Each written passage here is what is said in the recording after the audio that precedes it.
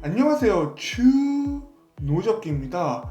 오늘은 제가 경기도 고양시에 위치한 지축지구 일대를 돌아다녀 봤어요. 지하철 3호선 지축역 중심으로 조성된 동네인데요. 원래 이곳은 수년간 그린벨트로 묶여있던 곳이었어요. 그래서 원래 3호선 타고 지축역 지나가면 허허벌판이었는데 그린벨트 해제가 되고 나서 새로 동네가 조성되었다고 볼 수 있겠어요. 위치를 간단하게 보면은 은평뉴타운하고 창릉청 끼고 딱 붙어 있어요. 그래서 어떻게 생각해보면 은평뉴타운이 조금 더 커진 느낌이라고도 볼 수 있는데요. 물론 서로 소속된 행정구역은 좀 다릅니다. 그래도 지축지구 기준으로는 삼성지구보다 은평뉴타운이 좀 더 가까이 있어요. 저는 지금 지축지구 최남단을 지나가고 있는데요. 영상 왼편에 보이는 아파트가 은평뉴타운 9단지, 10단지 아파트들이에요. 그만큼 이렇게 붙어 있다고 보시면 돼요. 지금 보시는 것처럼 지축지구 남쪽은 아파트보다는 단독주택들이 더 많이 있는데요. 다 지어진 건물도 있고 그렇지 않은 건물도 꽤 있었습니다. 지축지구 입주 시작한 지는 약 한 3년 정도 된 것 같은데 아직 단독주택지구 쪽은 아직 다 안 들어온 것 같아요. 그래도 상점들은 꽤 많이 보였어요. 그리고 옆에는 창릉천이 있어서인지 지나다니는 사람들도 종종 보였고요. 제가 뭐라 그랬어요? 이곳은 과거에 그린벨트로 묶여 있어서 건물이 없다 그랬죠. 그러다 보니까 이 주위에 지어지는 건물은 전부 다 새 건물이라고 생각하시면 돼요. 그런데 여기에 새 건물이 많이 있는 와중에 오래된 건물이 하나 있어요. 뭘까요? 조금 이따가 얘기해 드릴게요. 주변에 높은 건물이 없다 보니까 좀 트여있다 이런 느낌을 받다가 저 송전탑이 조금 거슬리긴 하더라고요. 성남 대장지구처럼 지하로 내려가면 얼마나 좋을까 이런 생각을 좀 해봅니다. 그래도 주변에 공원들은 꽤 많이 보여서 조성이 끝나면 이곳 찾아오는 분들이 꽤 있지 않을까 싶어요. 은평 뉴타운 쪽에서도 말이죠. 지축에서 몇 안 되는 오래된 건물 곧 나온다 그랬죠. 저 앞에 보이시나요? 바로 지하철 3호선 지축역이에요. 참고로 3호선 지축역은 지상역사예요. 동네는 그린벨트로 묶여 있었을지 몰라도 지하철역은 오랜 시간 영업을 해온 곳이에요. 전철역과 이 고가선로가 동네를 좀 막고 있다 이런 느낌을 받는데 모든 일이 단점만 있는 건 아니죠. 이건 무슨 뜻이겠어요? 단독주택지구 일대에서는 지축역 전부 걸어서 갈 수 있다. 이런 장점이 있다. 생각보다 역 근처에 단독주택 부지가 있는 게 흔한 일은 아니에요. 지축역을 가로지르고 나니까 이제 높은 건물들이 좀 보이기 시작하네요. 아직 입주가 안 된 상가 건물들도 보이고 바로 앞은 센트럴 프루지오 아파트가 있어요. 지금 지축역 일대 바뀐 모습을 보면서도 어떻게 이렇게 바뀌지? 하는 놀라움을 감출 수가 없었어요.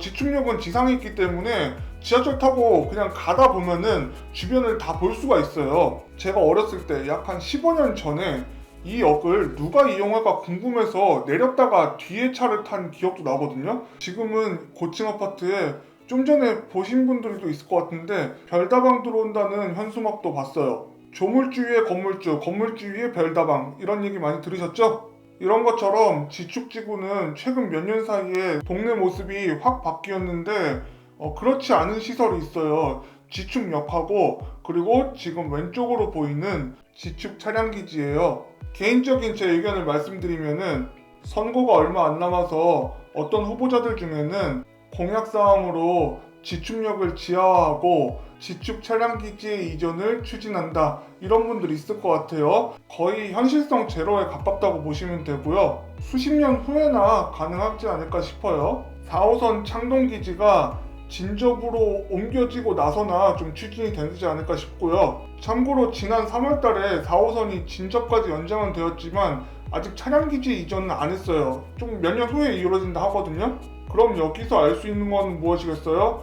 지축지구에 거주하는 이상 한 수십 년은 차량기지가 옆에 있을 것이다 이렇게 생각하시면 될 것 같아요. 지축 차량기지의 역할이나 규모를 봤을 때 이전하는 거는 정말로 어려운 일이 아닌가 그런 생각이 듭니다. 차량기지 있는 게 조금 생소할 수는 있지만 생각보다 그렇게 소음공해가 심하거나 이런 거는 별로 느끼지 못했어요. 그리고 주변에 북한산도 있고 복잡한 동네가 아니다 보니까 아파트 단지 쪽으로 들어오니까 되게 조용했어요. 전반적으로 한 아파트 단지마다 세대수는 한 750여 세대에서 1000세대 정도 되어 보였어요. 요즘 워낙 대단지로 아파트를 많이 짓다 보니까 700여 세대 이러면 좀 작게 느껴질 수 있는데 결코 적은 세대수가 아니에요.